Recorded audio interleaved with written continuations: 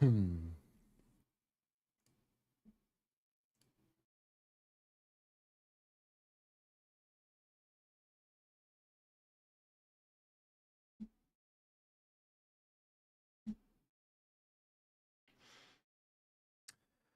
right. What's going on, YouTube? I am finally getting back at this. It's been way too long, quite frankly. No, I've just been I've been talking about getting back on the horse and making these videos again for this season, and there's been a lot of talk and no action, and that's entirely my fault. It's a little daunting, you know, to think about like dedicating the time to this because it does take time. It's very tiring, and if done, correctly, it obviously takes like a fair amount of actually like perusing through games and doing some breakdown, film study, that kind of stuff. Fortunately, because of my massive multi-monitor setup, I get to watch quite a few games throughout the week, and I feel as though I am actually capturing the information that is necessary in order to speak intelligently on this subject. But anyway, without further ado, college football's been back for a few weeks now. Obviously, I'm stoked about that, and am exceptionally, delighted to have my favorite sport on the planet back in full swing. And we're just gonna dive right in to one of the content pieces that was super popular last year. And that was my weekly breakdowns of my picks. So obviously this is my first video of the season, and there's going to be a trust that we're going to establish with one another here, that I am maintaining some intellectual honesty with regard to my past picks from the previous weeks, because obviously this is the first time we're talking about them. So I could have easily gone back and just kind of fudge the numbers and whatnot, but remembering the criteria for my picks, I make 3 picks a week. The rule that I'm implementing this year, that I didn't follow in week 1, admittedly, I took some free candy, and we'll talk about that in a second. But the rule I'm implementing this year is that my 3 picks a week have to be between at least one ranked team and another team.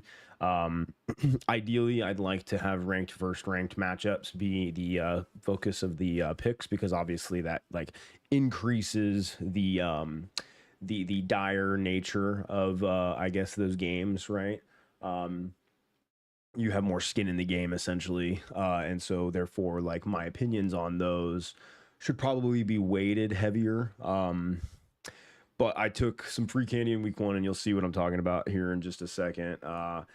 But as you can see right now, I need to update my record from last year. My bad. We are currently 5-4. Oh, it keeps doing that. Hang on. 5. That's how I did it last time, I believe. God bless America. How did I do this? I can't remember how I canceled the formatting. 5, 4. Is that how I did it? Yeah. Okay. Double hash or dash, whatever you want to call it. We'll go ahead and highlight that cell green. Okay. So week 1, my criteria is that I am going to try and keep it between ranked teams every week. Obviously, I took a little bit of creative liberty with week 1 and picked my Huskies to beat Colorado State. Fortunately, that was a dub. If anybody remembers last year, every single time I picked Washington, I think they lost, which is fantastic. But my 3 picks have to basically be a game that I feel very certain of, a game that I basically think is like a coin toss. It could go either way. And then the third game is one where I basically am kind of like, I don't know, anything could happen, right? No idea. So I picked UW over Colorado State. I picked Clemson over LSU. Sadly, that pick is aging like milk right now. And then I picked Ohio State over Texas at home in the shoe. Week 2, took some free money with Oregon over Oklahoma State. I thought that was going to be a splattering. It was. I did pick Michigan to travel to Norman and get the win there in Bryce Underwood's first real test, and obviously came up short. And then I took Illinois in the Fighting Tom Fernelli's to go on the road to Duke and upset Manny Diaz's squad. I thought the end result on the scoreboard was going to be a lot closer than it actually was, and I think people that watched that game, I know Tom Fernelli loves hearing this, but people that watch that game know that it was very hotly contested for a majority of the game. Illinois pulled away late. You know, they did what good teams are supposed to do in that situation, and I was very thoroughly impressed. This past week, however, pushed all my chips to the center of the table, and I said that Notre Dame was going to get the win at home in South Bend. We'll break that game down in more detail here in a little bit. But obviously Notre Dame loses in dramatic fashion in the final minutes of the game. Texas A&M, answered the bell. And I got to give credit where credit's due. Again, we'll talk about that a little bit more. I did pick Tennessee over UGA at home in Neyland. I suspected that Georgia's offense was going to be a tad more explosive than we had seen in the earlier weeks of this season. Gunnar Stockton, I think, was like 4.6 air yards per attempt, 1.8 air yards per completion going into this game. It's a lot of lateral, passing game and not a lot of vertical. And we obviously corrected that this week. I just sort of expected it to be less explosive than we ended up getting. Like, it was not a wager against Georgia's ability to stretch the field. It was more so going to be me judging their willingness to do so.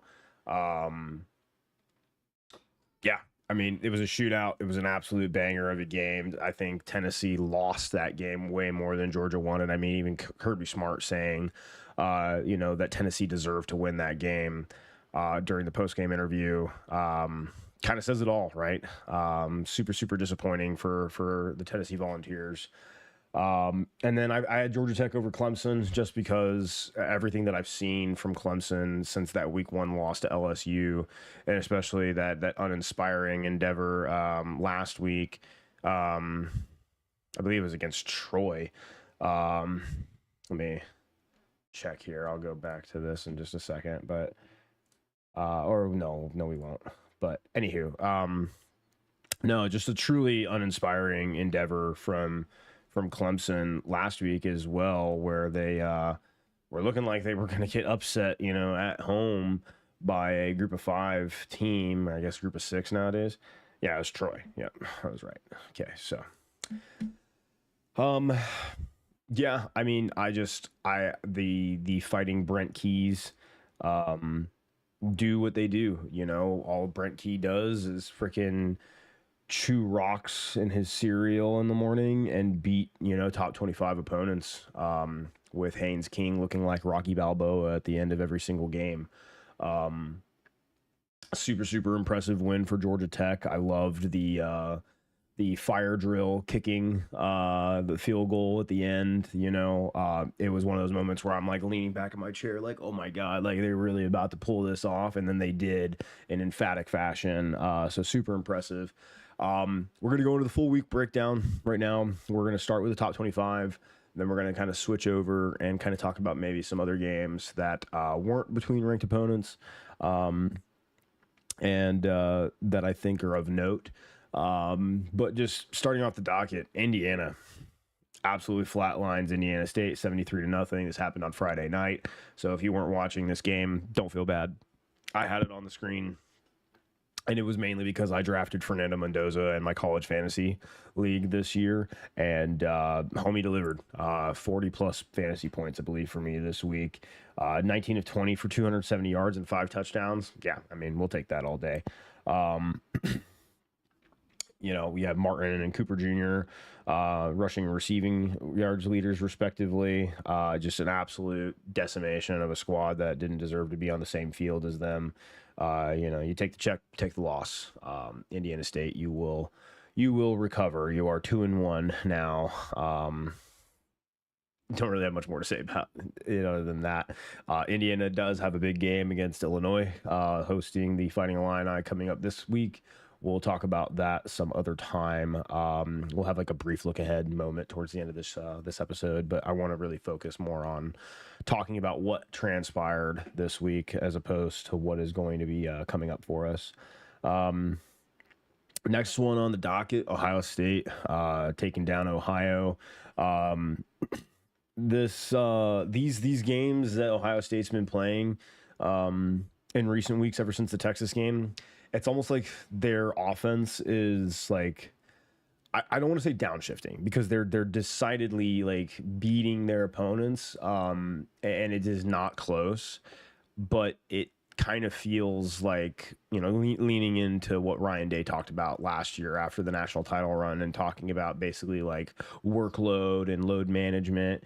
Kind of feels like their foot is not off the pedal, but like they're just kind of like, we're in cruise control right now. We don't need to do anything too crazy. We're not trying to put a shit ton on tape.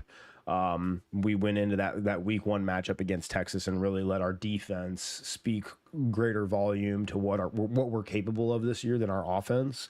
And now that we are having this, you know, kind of chasm in terms of talent gap between our opponents and us, we're utilizing that opportunity to sort of just, hey, let's get Julian Sayin in rhythm, and make sure we don't do anything stupid that costs us, you know, a game that we're not supposed to lose. They do have a trip to Seattle coming up soon to face my Huskies. We'll talk about that, you know, in 2 weeks' time when it's actually pertinent to discuss it. My feelings, my thoughts on the games might surprise some people with my take on that. I'm not really going to get into it. I'll just leave it at that. So yeah, Ohio State just handling business. Same thing for the next team I'm going to talk about, Penn State. Very, very putt start to the game. I remember kind of checking the scoreboard. Occasionally I had it on the quad box on the big TV to my right here, and I'd kind of occasionally lean back and look and be like, it's only 24-3, or it's only 24-0 or something right now. I'm being like, okay, well, that's interesting, I guess. And then just they absolutely poured it on in the fourth quarter, scoring 21 points. Villanova gets 6. So, you know, congratulations, I guess. I want to say it was like a one-handed catch on the last play of regulation for Villanova to cover the point spread, because if I'm correct, Penn State was a 41.5 point favorite. I can't remember off the top of my head. I just remember people that took Penn State to cover were pretty pissed because it was literally the final play of regulation, and the Villanova player makes this like miraculous one-handed catch in the back of the end zone to cover the point spread. That's why I don't particularly partake in sports line or sportsbook betting. But Penn State absolutely throttles Villanova. Never stood a chance, is what it is. Let's talk about an interesting game that was between, you know, what should have been between 2 ranked opponents. The only problem is that one of them down in Gainesville decided to absolutely just spoil every ounce of talent that they have on their roster last week against South Florida. I admittedly did not watch this game as closely as I probably should have. I kind of had it up in the quad box, top right corner of my monitor above me right now. And I'd kind of look up occasionally, and I remember seeing, you know, Florida was like keeping it close early on. And I was like, that's interesting. You know, it's like 13-10 going into halftime. I didn't expect Florida to just completely wither away and die and not compete in this game, especially after what happened last week. I think that there was like kind of 2 competing theories of like the team could quit on Billy Napier or the team was going to rebound. I think that what we saw last season was more indicative of like a trend that could repeat itself in the future, right? The fact that the team continued to compete, they had the audacity to show up every weekend and beat teams like LSU and beat teams like Ole Miss late last season. That culture, that character still exists on this roster, in my personal opinion. I think that the juice, right, that you're trying to wring out at this point, like that piece of fruit is pretty much spent. It's not that they don't want to be able to do that. It's just whether they can anymore, I guess is the way to put it. Um, LSU, for what it's worth, their quality as a top five team is diminishing for me. All right, this isn't like a sell your stock type of moment for me as a consumer of college football, but my expectations of LSU going into this season were very much so prove it, right? Like, I need to see Blake Baker elevate this defense to a level that like is commensurate with the amount of time and talent that he has had access to do so. And I think we're seeing that. It's hard to really say though when your two most important wins on your record so far, and what is a very early season analysis, mind you. But you're against a Florida and a Clemson team that offensively, with respect to both of them, they are not firing on all cylinders. They're not doing things the way that we sort of expected. Like your preseason expectations of those two squads on that side of the ball, layered into your decision on whether or not LSU's defense has drastically improved, needs to sort of be reevaluated, right? Because Clemson only put up 26 against Troy, right? They lose at or on the road against Georgia Tech today. Florida held USF to 18 points last week and lost the football game because their offense wasn't able to overcome that point deficit. What does that say about LSU's defense? They held them to 10 in Baton Rouge. Good. Garrett Nussmeier, by the way, somebody else I drafted, in my daily or my college fantasy league, right? He still has that whoopsie daisy factor to him of like, hey, yeah, he's clearly got an NFL arm, but he's also capable of throwing one of the most boneheaded interceptions that I've seen so far this season. And oh, by the way, in a winning effort, right, was outperformed statistically by DJ Lagway, right? 33 of 49 for 287 yards and one touchdown from the true sophomore. I mean, that's not an uninspiring effort on his part. And yet, you should look at the other two, the rushing leader and receiving leader, both from LSU, Aaron Anderson, Caden Durham. I think we expect that, right? Jaden Baugh didn't have a bad night, by the way, for what it's worth. But yeah, no, I feel like I don't know enough about LSU right now because the expectation going into like these two games preseason would have been something to the tune of like, we're gonna know what LSU's mettle is by week 4 by virtue of the fact that they will have played two teams that a lot of us expected to be something more than what they've actually turned out to be. So I'm very interested, actually. What does LSU have moving forward? They play Southeast Louisiana next week.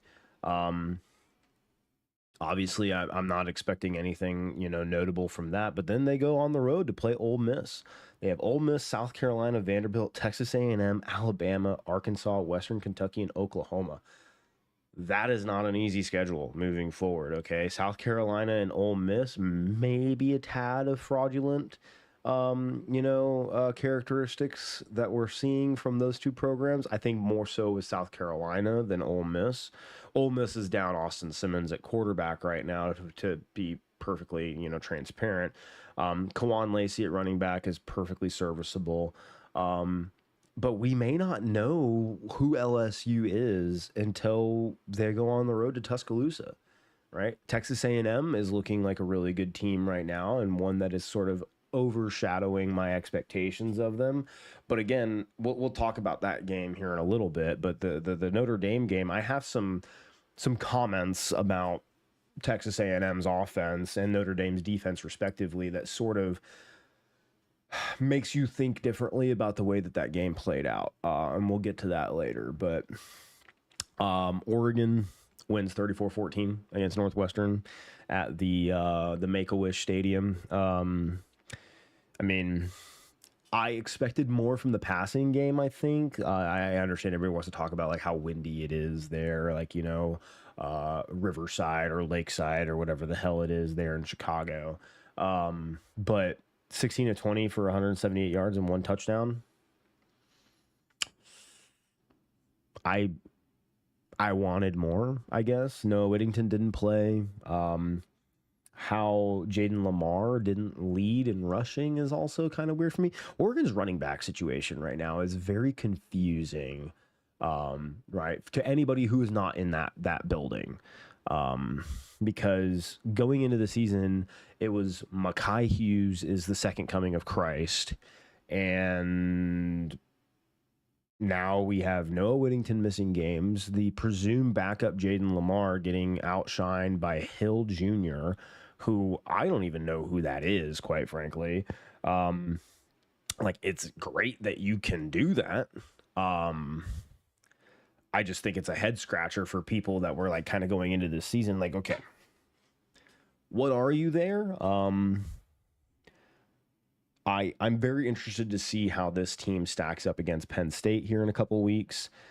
Penn State notably getting the bye going into hosting Oregon, whereas Oregon will be playing Oregon State in the Civil War next week. For the record, if maybe a sneak peek into my picks later in the week, but if I'm leaning towards a game but with a ranked opponent or a ranked team that I feel very certain of the outcome, I'm probably picking Oregon to beat Oregon State, because things are not going well for the former Pac-12 holdovers right now in Oregon State and Washington State, respectively. We don't need to talk about that. There is absolutely no reason to beat a dead horse under any circumstances, so we're just going to leave it at that. Next game, this was between two ranked teams. One of them may be getting a bit more praise than it deserved, and South Florida going on the road to play Miami. And the team getting more praise than it deserved is obviously Miami, right? Kidding. I'm kidding. No, USF, right? What are they getting credit for? They're getting credit for beating a Boise State team in week 1 that people thought was going to be better, that people had billeted as their group of 5 playoff pick, because, I don't know, laziness, lack of understanding of what the group of 5 in totality is really going to look like this year, right? You know, it's a lot of, yeah, that's what the group of 5 is doing this year. Yeah, impossible to project like who is and isn't going to sort of like produce out of there. For the record, Tulane looking pretty nasty right now. But no, they beat Boise, who a lot of people thought were going to be the group of 5 rep, and then they beat Florida, who may not be going to a bowl game, right? And so they get ranked, and then people want to kind of overinflate expectations and be like, oh, USF, they're the darling of college football. Can they go down to Coral Gables and take down, you know, the Fighting Mario Cristobal's? The answer is no, emphatically no. Miami absolutely throttled this team from start to finish. They did not get an offensive touchdown, I believe, the entire game. It was all just chip shots and field goals, right? Like, I don't want to misspeak on this one. Yeah, Gamecast. Oh, no, sorry. The Christian Neptune did get a 12-yard touchdown pass from Byron Brown, but they failed the 2-point conversion.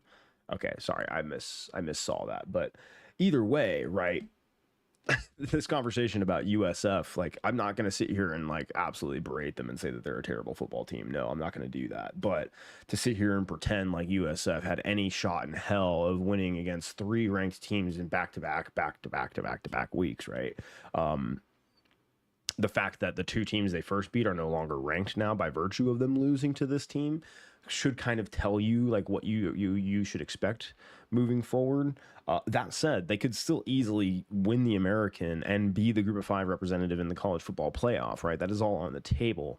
I think in order to do that, Byron Brown needs to stay healthy. Dude is kind of like the Haynes King of group of 5 quarterbacks. They are almost exclusively reliant on explosive plays on offense in order to generate points, which if you're a team with a defense that's assignment sound and has a pulse, it's pretty easy to sort of suss that out and handle it effectively, which I think Miami proved, beyond a shadow of a doubt, they were capable of doing. And speaking of teams that rely very heavily on explosive plays in order to generate points, remember how I talked, we were going to say some things about what happened in South Bend later, where we're getting to that soon. But yeah, no, Miami looking like an absolute world beater right now. And, good for them, right? Like, they're going to move on into conference play, and it's looking like, this is a Florida State, Miami, Georgia Tech conversation now in the ACC, because until Clemson gives me any reason to believe that they're not a JV squad wearing, Power 4 clothes, those got to be the three teams in that conference that everybody is, looking at to be in Charlotte come the end of the year. So let's move on to something depressing. Okay. And we already talked about my picks earlier and who I thought was going to win this game. But before I turn around and I grab a beverage from my cooler or my fridge, we're going to just say that I fully believe that Tennessee was going to be able to host Kirby Smart and the Georgia Bulldogs in Neyland and come away with a win. I had my reasons for this, and obviously it did not pan out that way. I will say this before I turn around and grab my beverage. If you are a Georgia fan and you are coming away from this game with an urge to sort of shove your finger in someone's chest and tap furiously and be like, "We told you so," hold that thought.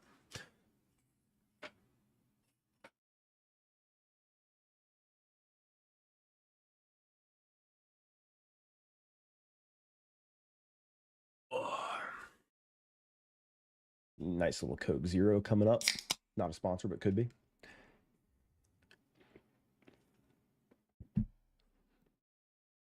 Okay, so let's talk about my feelings about this game before kickoff. What I thought needed to be answered, what I thought would sort of play out. First things first, I thought that Georgia's offensive showing in the first 2 weeks of this season were very uninspiring. Okay. We talked earlier about Gunnar Stockton's stat line, right? 4.6 air yards per attempt, 1.8 air yards per completion. A lot of screen game, a lot of gadget dudes sort of kind of running around on the perimeter and creating a lot of yak.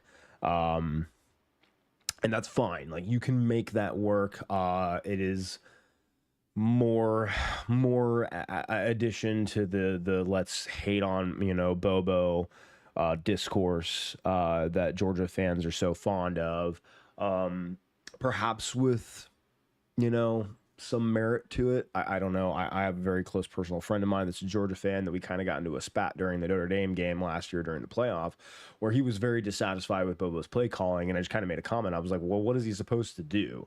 You have a quarterback that's still getting his sea legs, essentially. You have receivers that are not reliable with regards to catching the ball. Why are you expecting some vertical passing game to sort of just like develop out of thin air? Like, you can call the plays all you want, but if you don't have the personnel in order to execute them, then like, guess what? You're fucked. Like, I don't know what you expected, especially when last year's Notre Dame squad in the trenches was far superior to what we've seen so far this year. I thought that we would see ghosts of that in this game. And what we ended up getting was this back and forth slugfest between two teams that were essentially playing the Joe Burrow, 2019 LSU game of like, fuck it, Jamar and Justin are down there somewhere. Just go get it, right? But anyway, I lost my train of thought there for a second. But no, I thought Tennessee's defense was, despite the two corners being out, I thought that their front seven was going to be able to cause enough problems for Georgia's offensive line, which had shown a lot of struggle in the first 2 weeks. When you have teams like Marshall generating pass rush on you, that's concerning to me. And And we saw that in this game. Like Gunnar Stockton was running away from ghosts at some point. He does not trust his offensive line to establish a pocket for him. I mean, he was running away from clean pockets. So gonna have to clean that up, obviously. And Tennessee is not the last, defense with a pulse that you're gonna play all season. But I think that's an issue. I think just yucking the ball 20 plus yards downfield and hoping for 50-50 catches to go your way is not a reproducible, offensive scheme, right? This is one of those where it had to happen. So, like, of course, you call the play and you throw that damn ball, and now your entire hopes and dreams and prayers and thoughts are with that ball and that receiver now, because the moment it left Gunnar Stockton's hands, and Joey Aguilar, mind you, like, he is just as guilty of this in this game. Once that ball left the quarterback's hands, you were just like, whatever happens, man, I hope you had fun in the meantime, right? Like, so yeah, I mean, and then rushing the ball too. Like, I expected so much more from Tennessee in this department. I respect the ever living shit out of Georgia's defense going into this game, but this matchup in the past has either been one where Georgia absolutely throttles the life out of Tennessee.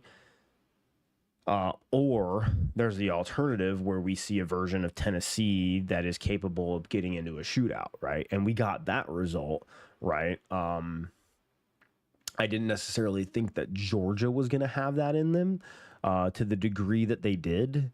I will say this, anybody that bet the under, my condolences. But I think my biggest takeaway in this game is Josh Heupel. What the fuck were you thinking before the field goal attempt at the end of regulation? So let's break this down here, okay? The ball is on the left hash. It is third down. You have 7 seconds remaining on the clock and 2 timeouts in your pocket. You run basically a quarterback draw to line up closer to the center of the field to make the kick easier for your kicker, right? I don't believe there was a gain on the play. I think he literally went down like right at the line of scrimmage, but he ran that play specifically to give his kicker a better opportunity to push it through the uprights. And what happens? It was a false start from the left guard, I believe, number 74, and you lose 5 yards. Okay. Now, what has occurred between that and now in terms of clock and timeouts possessed? Nothing's changed, okay? The down and distance, okay, the down is the same. You've lost 5 yards. So now you've made the kick more difficult. By the way, you're back on the left hash, right? But there's still 7 seconds left on the clock. It is still third down, and you still have 2 timeouts in your back pocket. Why did we run the kicking team out? Why didn't we run another play, at the very least, to try and center the ball with the upright to make it a higher percentage kick? Because here's the thing. If you want to be revisionist and say, like, oh, well, maybe their kicker prefers to kick from the left hash, well, then why did you run the draw play before the false start? Okay, there was a reason for it then. That reason must still exist now, and yet we chose to run him out there after he was expecting a play to be run on third down to give him a better shot at making a higher percentage kick. You've now given him a lower percentage kick by virtue of the penalty. You still have the clock, the time on the clock and the timeouts in your pocket, and we just didn't run another play. We were like, hey, buddy, we just made it harder for you because we fucked up procedurally. We still have an opportunity to fix that, maybe just a little bit, but we're going to send you out now to go try and win this game for us. And then he fucking misses. He shanks it right. And here's the thing. Even if you run that other play, that is no guarantee that he is going to make the kick. But the fact that you literally had it in your game plan, that it was in your book to be like, hey, we're going to try and give him a better chance with this third down call, you still had that chance after the penalty and you just didn't take it. Like, was the expectation that he had been preparing on the sideline for too long and maybe he was getting into his mentals or something? I have no idea. I have no idea what the thinking was on that play call. And as soon as he missed the kick and they were going to overtime, I said it. I was out at dinner with my family watching it in the sports bar, and I was like, Georgia's going to win this game because you just gave that sideline full of verifiable monsters the one thing you couldn't afford to give them, hope. Like, you earned the right to win this game all the way up until those last 7 seconds of regulation. You had to execute one more play, right? 2, if you count the third down one that I'm talking about in theory that we'll never get to see, right? You just needed to execute correctly on one play, and you would have won the game, right? You just outperformed a team with more talent than you. And you deserved to win that game until you didn't, until you pissed it away, right? And that's why, hey, like, it's a 3-phase game, right? Like, you got to be able to win offense, defense, special teams, right? And so that's not like taking away. Like, there's something that I said last night, you know, that I know a lot of people hate to hear, but it just gave this feeling of like, dude, if I'm a Georgia fan, like, I probably just sit this one out. Right? Because, like, you want to be able to celebrate, right? But, like, from outside looking in, it's just like, hey, man, I don't really know if you get to brag about this one. Like, Tennessee lost this game far more than you won it. Like, it was just inexplicable to me, like, watching that sequence of events, you know, late in the fourth quarter and just kind of being like, how did we get here? Right? Because there really wasn't anything that Georgia did to you know, to cause that outcome, right? Tennessee just sort of like failed. And if you're Georgia, you're just kind of standing there and be like, I mean, thanks. Appreciate it, dude. Yeah, just absolutely it's an indefensible situation for me.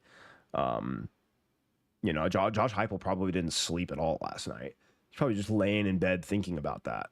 And I hope so, right? Because look at everything else that was transpiring in this game. Like, all the questions from the offseason, the Nico Yamialava or whatever the hell his last name is, you know, situation. And then you bring in Joey Aguilar, who, like, Appalachian State. Like, okay, I guess we're running with this. And then you guys look great in their first couple of weeks. And sure, you're down both starting corners.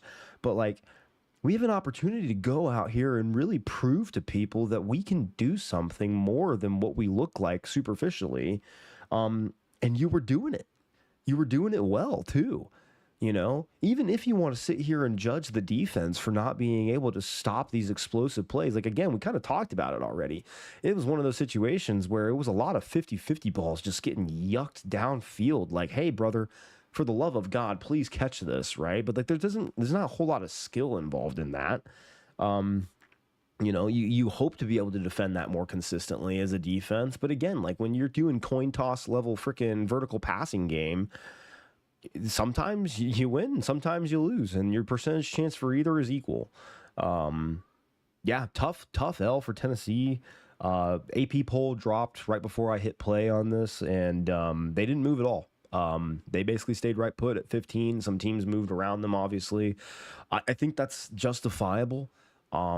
Again, I think Josh Heupel's, you know, deservedly kicking himself for his decision making late in the game there. Yeah. I mean, just great show by Georgia by proving that you could at least, you know, score by throwing the ball downfield. I don't know if it was the sexiest way to do that. And I'm very interested to see how you replicate that moving through the rest of your conference schedule. But you're 3-0 and they're not, you know, got to give credit where credit's due. A team I will not be giving a lot of credit to, University of Texas. What are we doing on offense? How is a Steve Sarkisian coached team only putting up 27 against UTEP? Anybody? Because I have no idea. Like, I remember texting my dad after the Ohio State game, and, like, you can see the logos behind me. Like, I know we play that team in Husky Stadium in 2 weeks. And I was straight upset. I was like, that Ohio State defense just did something that I didn't think was possible. Like, I did not think it was possible to skunk a Steve Sarkisian offense like that. And they did it. That's absurd for starters. And then to see how their offense has sort of played out over the last 2 weeks now. Is Arch Manning okay? I mean, why is Malachi Nelson putting up a better stat line than the second coming of Christ? At least so far as he's been sort of hyped up to be. Steve Sarkisian and Texas fans, you know, fucking putting on the tinfoil hat and showing you footage of him throwing in high school. He does not look right throwing the football. I'm sorry. There's that wincing, right? Like, when it looks like the game of football is just causing you physical pain with every second, you know? I don't love that. But less so is just the absolute lethargy with which we are moving the ball downfield. You know, I want to talk about this a bit more. I'm going to pull up the box score here. I don't have PFF open right now, but I want to say he had like a high 40 passing grade. 11 of 25, 114 yards, 1 touchdown, 1 interception, QBR of 26.5, and a passing average of 4.6 yards per completion. Okay. Y'all ran the ball well, I suppose. You know, if we're looking for something, 227 yards on the ground, that's nothing to, you know, squint your eyes at. It's probably why you won this game. But, yeah. Things not looking fantastic in Austin right now. For a team that is getting ready to go into conference play in what is basically the Power 5 conference equivalent of like shark-infested waters. Why is there a 7 next to their name right now? Why are they a top 10 team in anyone's eyes? That defense is fantastic, okay? And for anybody that's sitting there waving their finger at the screen or fucking typing away right now at me, you want to know another team that had a similar dynamic not too long ago that I guarantee you probably talked shit about, much in the same way that I'm saying this about Texas? We're just going to flip the sides of the ball. Talk to me about LSU with Jaden Daniels. That offense, gangbusters. Their defense, hot garbage. And everybody knew it. And nobody was talking about them as deserving to be a top 10 team or anything like that, even when they went to Atlanta to play Georgia in the SEC championship game. Everybody knew they were going to get their skull caved in, right? Because they were not showing us enough on both sides of the ball to justify them being discussed in the manner of a top 10 team. Texas is no different right now. That offense is crippled. There's something wrong. Something is in the water, right? I'm not sure. I don't know why Steve Sarkisian is struggling this hard to put points on the board with the roster that he currently possesses. But all evidence is pointing to it starting with the person under center. And that is a very tough pill for some people to swallow, given the expectations for Arch Manning going into this season. But he is without question your problem right now. When both a UTEP wide receiver and quarterback are the stat leaders in their respective categories post-game in a 17-point victory, that's a problem. That's a problem, and you're not going to convince me otherwise. You're going to have opportunities to prove yourself to me and the rest of America moving forward. Thankfully, you don't have to prove yourself to AP voters because they don't actually watch the fucking games. And they're probably going to keep you ranked high And so you could probably afford to stumble at least one more time, and you could still limp your way into the college football playoff, because that's the world we live in now. But this isn't a national championship contending team right now. That's a national championship caliber defense. But kind of like I talked about with the Tennessee-Georgia game, it's a three-phase game. All right. Offense, defense, and special teams. You're doing at least one of those at an elite level right now. Good for you. You need to be doing all three in order for me to say undeniably that team can go win a national championship. So Texas, do better. Otherwise, I'm going to keep fading you. All right. This one was painful for me. I have 2 Notre Dame players on my daily fantasy squad. One of them came through in spades for me last night. The other one has been in the witness protection program through 3 weeks of college football so far. So what happened here? Let's look at the facts of the case. Going into this game, my expectation was that Marcel Reed and the Texas A&M offense, coached by Colin Klein, former K-State offensive coordinator, they were going to have to show me something that told me that they were going to be able to take advantage of at least one weak link in Notre Dame's defense that I'll talk about in just a second, while also proving to me that Marcel Reed could be more than a one-read quarterback. Okay? If you're a Texas A&M fan or somebody that believed in them in this game, I would challenge you to go back and rewatch the footage from this game. If you don't, that's entirely your choice. Just know that anything you say in defense of Texas A&M and their offense moving forward has to have an asterisk by it, because you're not paying close enough attention. Marcel Reed, his neck, I don't think it can move, which is like great if you're like trying to avoid concussions and stuff like that. Like if your spine's fused, right, and you can just kind of lower your head like a battering ram. What do I mean by this? Why am I being mean right now? What I mean by it is they are very much so drawing up first look throws for him, and he doesn't get off them. Okay. His average completion, or his average yards per completion, I believe, was 22. I was 22 yards per completion, which sounds crazy, but let's see. Sorry, he was 9.7 yards per completion, right? But 17 of 37, 360 yards, 2 touchdowns, 1 interception, 77.9 QBR.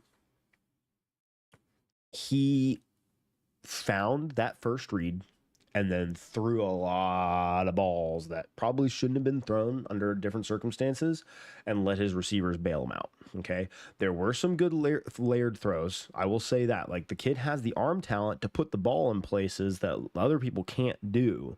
Okay. But going into this game, there was a lot of people that are way smarter than me on this subject that I consume their content, and they have connections in the industry, and they were talking about this guy last season going into this year of like, hey man, I have some SEC defensive coordinators in my phone book, and when I talk to them, they don't understand how this team's winning football games with him under center, because he can't read defenses. Like, he's not doing it. Now, true freshman, right? Definitely potential to grow, and I think we saw a little bit of that last night. There were things that I saw that was like, okay, that's verifiably better than what we got last year from this young man. But there was also still a lot of like, that dude just started with that receiver in the slot, and not to the boundary, like not boundary, like we're talking like opposite end of the field slot receiver. His eyes were on him from the moment the ball snapped until he crossed all the way across the field to the boundary, surrounded by 3 defenders, and Marcel Reed still threw the football. That was one that wasn't a completion, by the way, But there were a lot of those throws that were where you're like, under no circumstances whatsoever as an offensive coordinator or a passing game coordinator am I ever trying to condition my quarterback to throw that ball there in that moment. And he keeps doing it. And it's working sometimes, and other times it ain't. And it's just kind of like one of those things where you're sitting back and you're like, this shouldn't be working, but it is. Like there's like an understood, somewhat universal way to kind of make a cake, right? You know, I understand that there's different baking techniques, but you get what I'm trying to say, right? You take the eggs and the flour and you maybe some milk and you mix the shit up together and fucking beat it up into a little ball, throw it in a pan, throw it in an oven that's preheated, and out comes a cake, right? A pastry of some sort. Marcel Reed is scrambling eggs on the stovetop, throwing raw flour into the oven that is on the broil setting, okay, mixing all of those ingredients together. He's not even using milk, okay? He's putting freaking PBR in there. He's throwing it all together after he's done these three things, right? And he's somehow still getting a cake. Is essentially what's happening. And I'm speaking so vehemently about this because I did pick Notre Dame to win this game. But if you're a Texas A&M fan, I hate knowing that you're walking around with your chest puffed out right now about what just happened, about what a lot of people said you couldn't do. And you're saying, "Ah, I told you so." What did you tell me? What did you tell me? Because what I just saw was a verifiable disaster, offensively and defensively.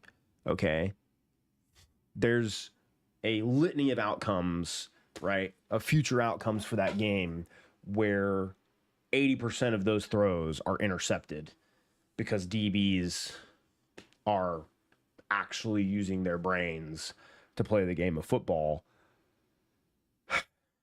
Yeah, it was a tough one. It was nice to see Jeremiah Love get out of the witness protection program after a week where I'm not necessarily sure what Notre Dame's offensive coordinator was doing against Miami, but not utilizing your best offensive weapon to the full extent of his skill set is a choice. And I'll just leave it at that. So, hey, again, props to Texas A&M. You went up to South Bend. You got the win. Just not exactly sure, kind of like the Georgia-Tennessee situation where it's one that I'm walking away from saying, ha, we've done it. Yeah. Ask me how I really feel. I want to kind of get through a couple of games really quickly before I break down my last two that I think are really worth talking about at great length. Illinois destroys Western Michigan. Really looking forward to the matchup between them and Indiana next week. As a team that I'm not particularly enthused is on the same schedule as my team. Although, you know, having an opportunity to potentially get a top 10 win is great at Husky Stadium. Always is. We love that. We'll see, right? Do have Ohio State coming up.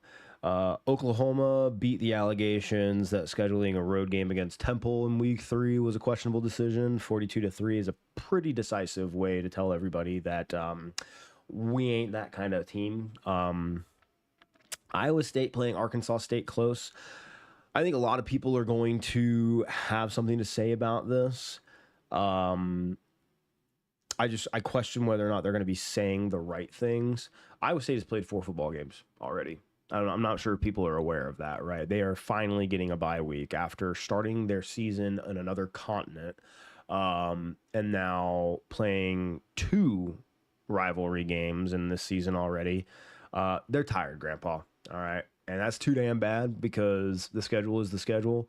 and you got to play it. But they're 4-0 at the end of it. We're going to take that for what it's worth until they give me a reason to basically believe that they're fraudulent. Arkansas, Ole Miss. Arkansas rallied a little bit late to try and make this one closer than it was. Or probably should have been, should I say, that freaking end of the first half, 21 points that they put up, definitely kind of held serve for a little while, but then they were just absolutely deflated in the second half, couldn't really generate anything offensively. It's worth mentioning that, when your quarterback is your leading rusher and is also the leading rusher for the game, right?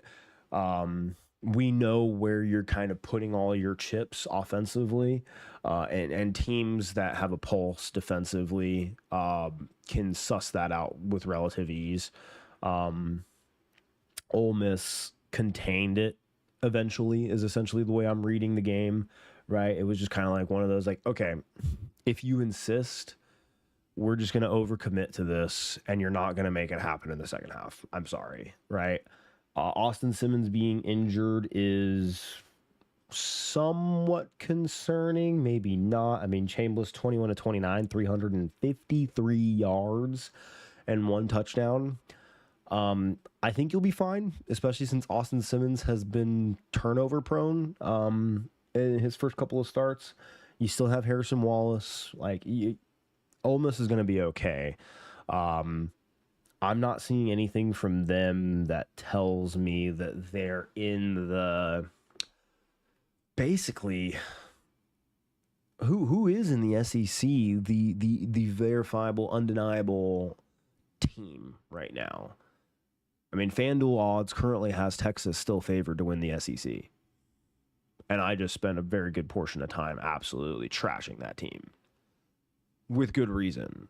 So I don't know what's going on there.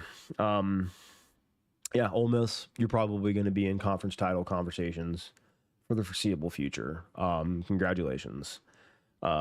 Same thing with Alabama. They beat Wisconsin at home 38-14. Great. Good for you.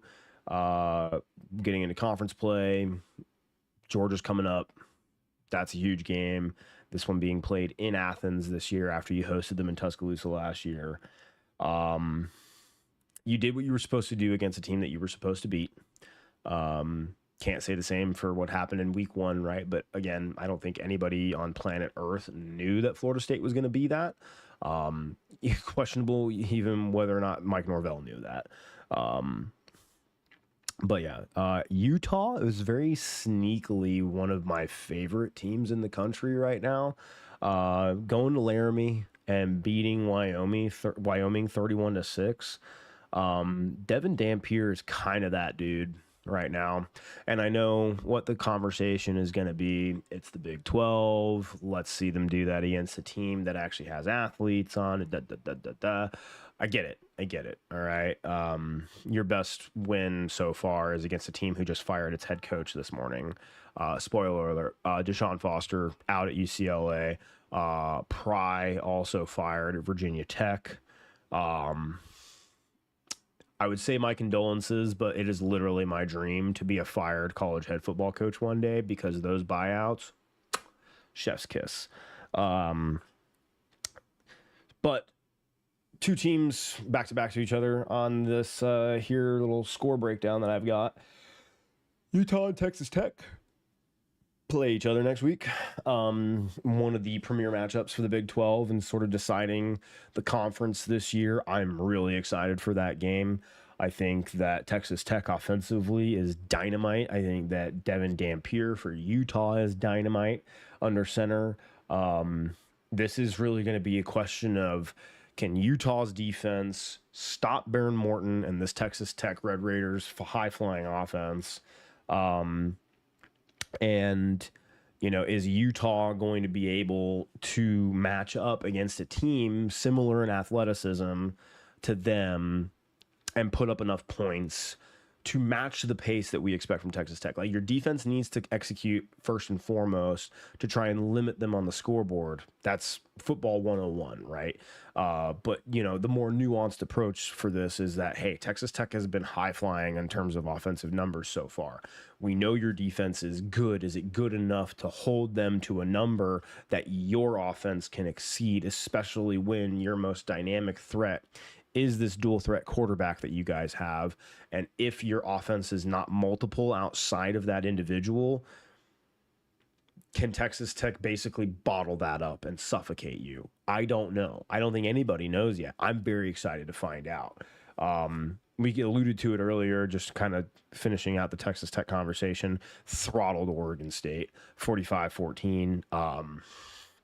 If you're an Oregon State or Washington State fan, on this economy, I'm sorry. It's not looking great for you guys. I wish I could say that this will pass with time.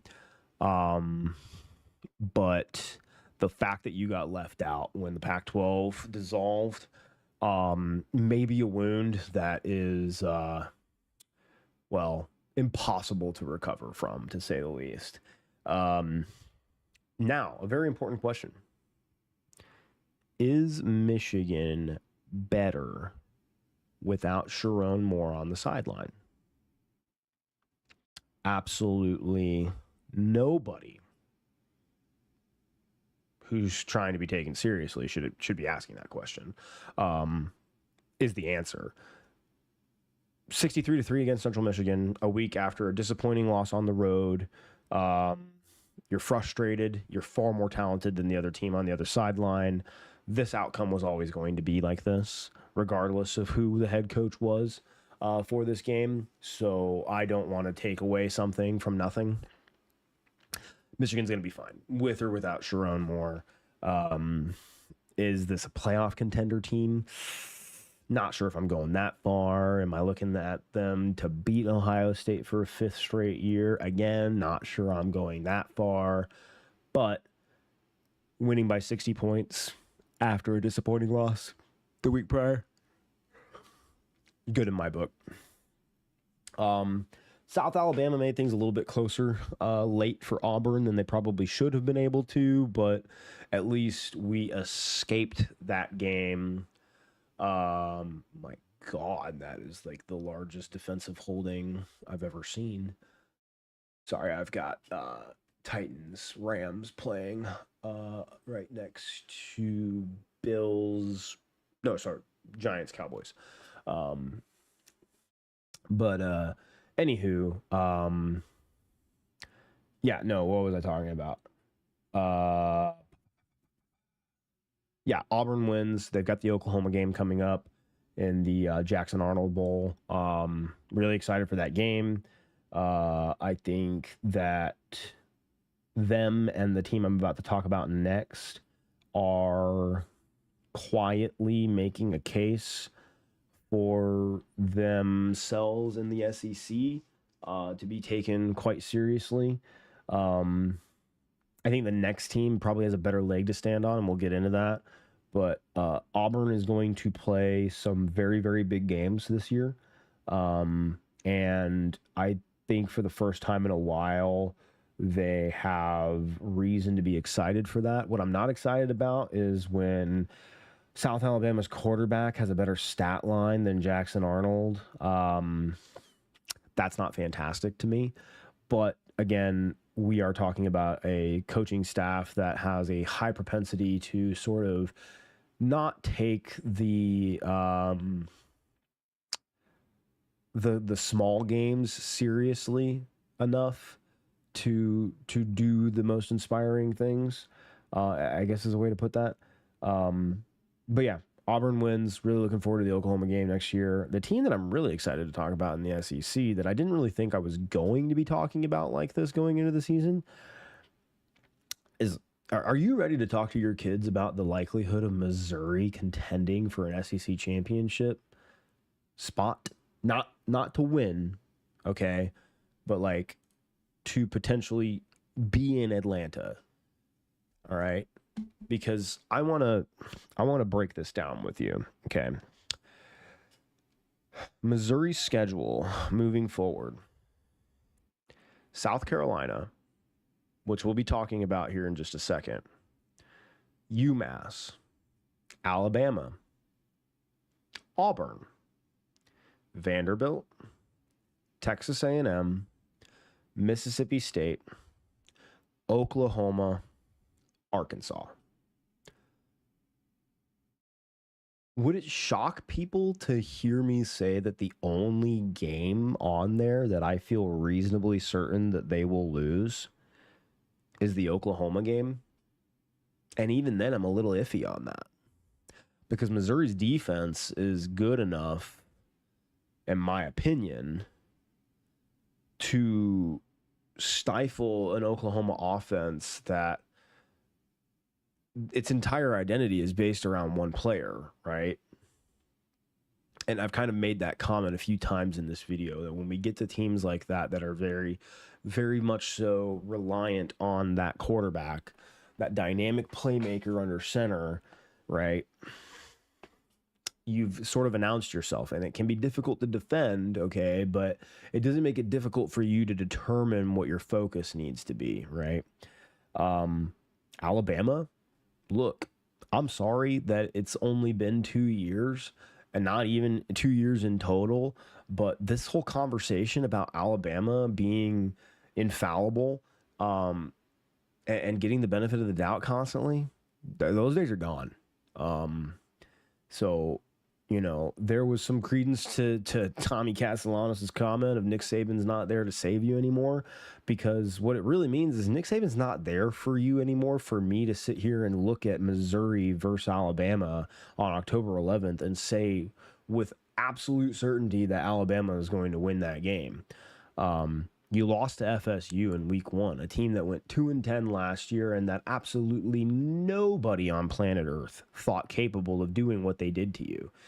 Like, to take it a step further, nobody even thought that FSU would be competitive in that game. It was a 2-score line going into kickoff, and some people thought that was too low. So no, like, I'm not looking at that game as like that's a guaranteed L.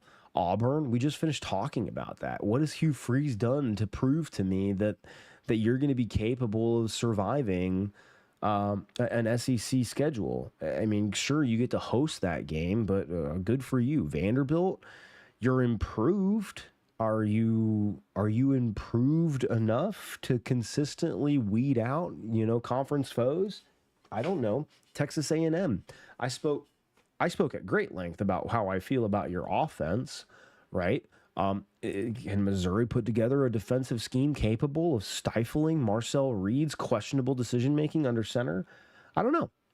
Mississippi State, you're not on the road there, so you don't get the illegal cowbells that everybody just permits to help you win that game. Arkansas, Oklahoma. I mean, it's really just kind of the Oklahoma game that I look at and think like, yeah, I feel pretty comfortable saying that they'll lose that. Just because it's on the road at Norman, and Oklahoma has proven enough to me so far to say that like they should probably win that game. But the rest of the schedule, no, I don't feel that way. So at 11-1, now is that going to happen? Right? Like, is that going to happen? Probably not. Okay.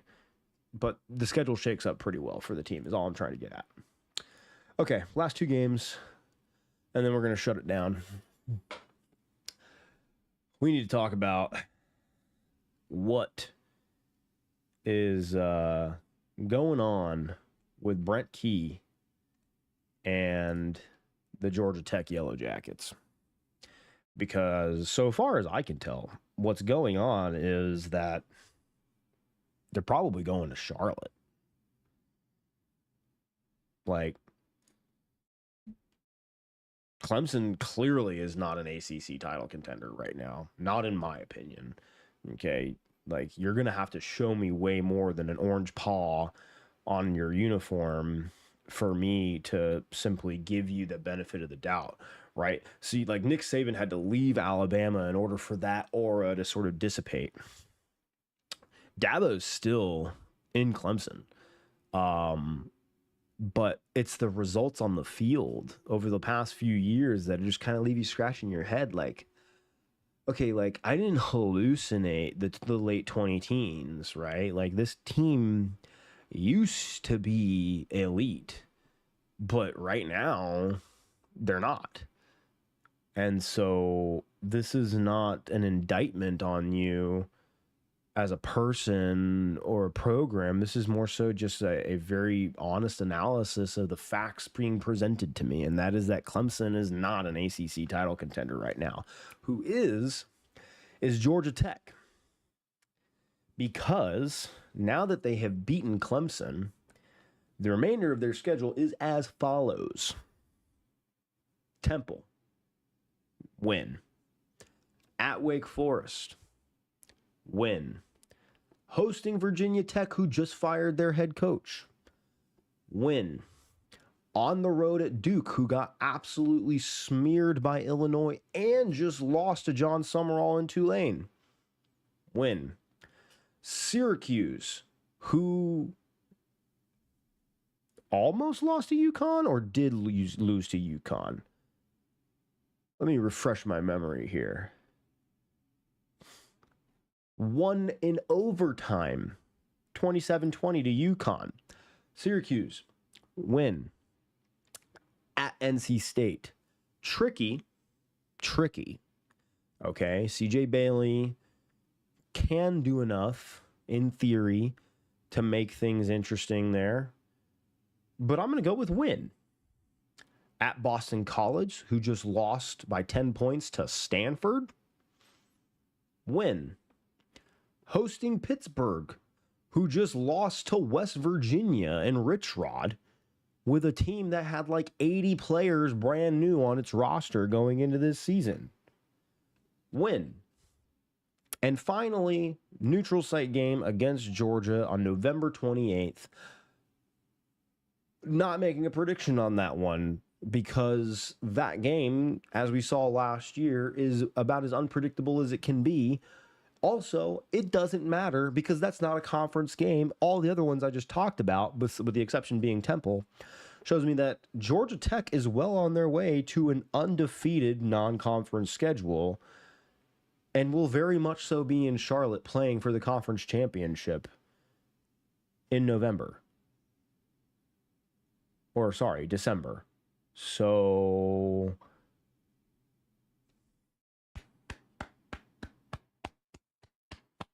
well done, Brent Key. Holy shit. Not only was I thoroughly impressed with what I saw from the team in terms of execution against Clemson, but I also was thoroughly impressed with the lack of flinch. Seeing them prep the fire drill or a field goal unit on the sidelines and kind of being like, wait, are they like for real expecting this? And then they just go and they nail it. There's a flawless execution. And I like Dabo's comment in the post-game interview when people ask him, why didn't you ice the kicker? And be like, what do you mean, ice him? Calling the timeout there would have basically decreased the stress, right? Because they were stressed trying to execute this fire drill plan that sure, they rehearsed, but it's still it's a bang moment. Whereas if Dabo calls the timeout, now you give him time to center and focus and be like, okay, we're not rushing through this. It's kind of a double-edged sword there. Like, I totally understand Dabo's comments on it post-game. So people that are mad at him for not, calling the timeout, I mean, I guess. I don't see it that way. So, whatever. Yeah, no, look, here it is right now, planting my flag. Like, if I have to do conference championship projections, which maybe I'll add to the document later this week for my next episode, but right now, if you're asking me who I think is going to be in the ACC title game, I don't know who they're playing against right now, whether it's Miami, Florida State, or, I don't know, Bubba's Tacos, but Georgia Tech's going to be there for my money right now. And big congrats to them for doing it. it's basically a done deal. You don't even need to like watch the rest of the season. You guys can just wake up the first week of December and you're gonna be able to nice stretch your legs, yawn, kind of crack your neck a little bit, and be like, man, really excited to watch Georgia Tech play in Charlotte today. All right. I made a comment about this team on a YouTube channel this week, and didn't get a lot of glowing feedback. I'm sorry. I'm sorry if I offended you by being 1000% correct. I'm sorry that your quarterback got injured, but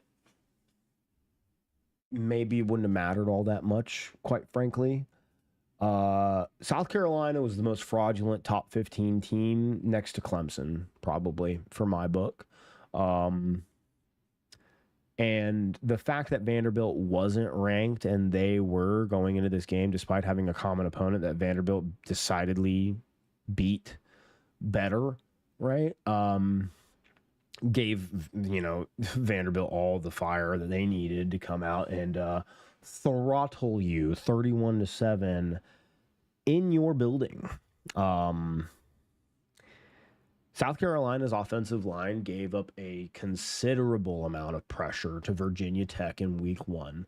I saw that and I told myself, that's a problem.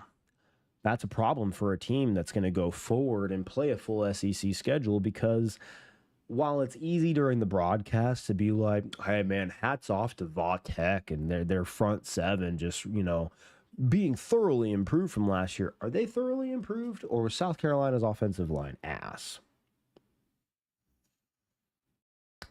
I think we got the answer.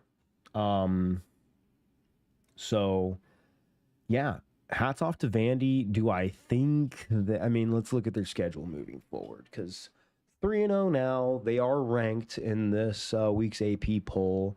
They're currently ranked 20th, so great for them. But Georgia State, Utah State, they go on the road to Tuscaloosa. Bama's obviously looking for payback on that one. But here's the problem, Bama. You did what you did in week 1, and nobody's scared of you anymore. You're going to have to earn that back. LSU, we already talked about questions I have. We already talked about Missouri, Texas, Auburn, Kentucky, Tennessee.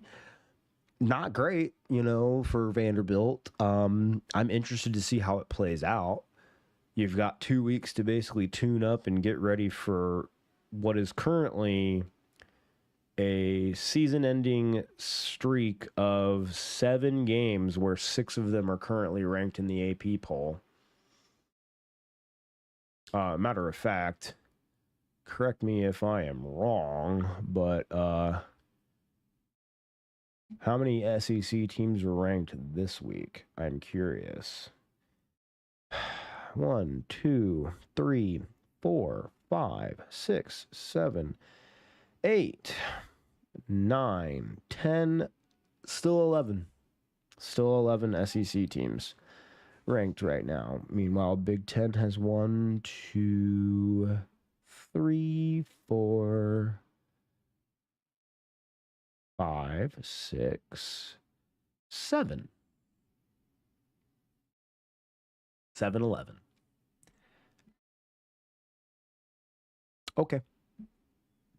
This is just something I noticed. Brief look ahead to some of next week's matchups now that the rankings have been done. All right. So the rankings have been reorganized. We started with 11 a.m. kickoff of Texas Tech going on the road to Salt Lake City and playing Utah, 17 versus 16 there. That game should be awesome. Tennessee hosting UAB, Oregon hosting Oregon State, Florida State hosting Kent State, Auburn traveling to Norman to play Oklahoma in the Jackson Arnold Bowl, Tulane on the road at Ole Miss. Keep your eye on that game. That line currently at, let's see. Where does it say?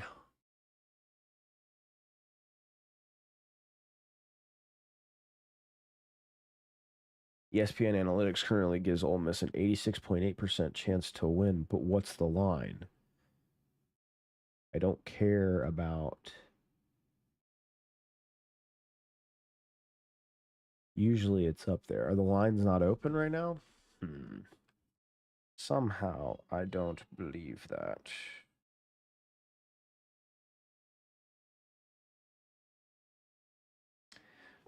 Uno momento. Oh, there legitimately just isn't a line right now. Well, that's booty juice. Okay. I have a feeling the line hasn't opened for that one because there's some expected fluctuation. They're probably trying to dial in exactly what to set it at.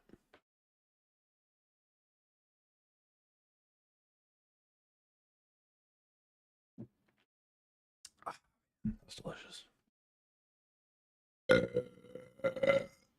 Michigan on the road against Nebraska. That's another exciting game. That's a team, when we talked about like 7 Big Ten teams only being ranked, where there's 11 SEC. If there's like, a Big Ten team that I feel like should be ranked, it's probably Nebraska right now. Just me. Notre Dame with a chance to bounce back, hosting Purdue.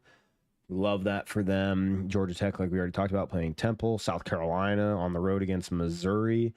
Look, if Missouri is going to defend me and my honor, talking about the remainder of their schedule, they got to do it here. They got to be able to host South Carolina and win decidedly. Miami hosting Florida. Very interested to see if I think if Florida loses that game and they lose it emphatically, that might be it. That might be it for Billy Napier. Illinois on the road at Indiana. I am so hyped for this game, dude. So hyped. Georgia State playing Vanderbilt, Southeast Louisiana against LSU, Sam Houston against Texas, and then the newly ranked USC Trojans at 25 hosting the Michigan State Spartans. Spartans versus Trojans, look, a timeless rivalry. 10 p.m. kickoff on Fox. My God. That'll be way past the bedtime of some Michigan State players.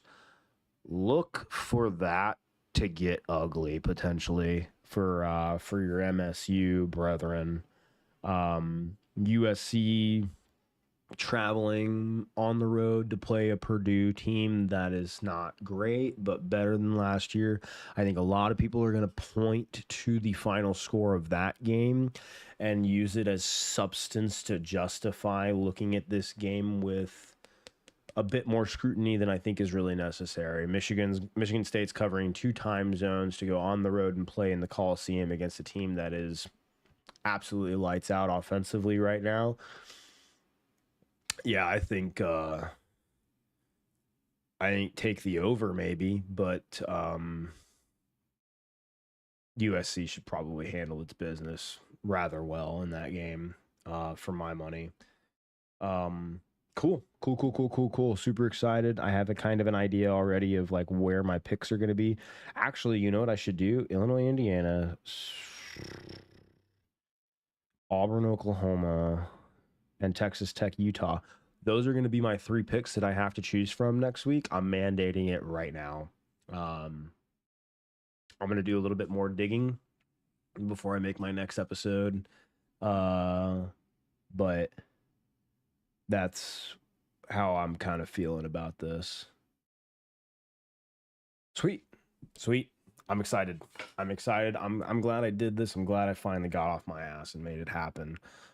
Super stoked about that. For those of you, the 23 that kind of stopped by at any point without commenting, by the way, how rude. Just leave a like, leave a comment, do something. I appreciate you all the same for stopping by and giving me some marginal attention. Looking forward to the next one where we're going to do my predictions for next week and some big game breakdowns. Awesome. You guys take it easy. Bye.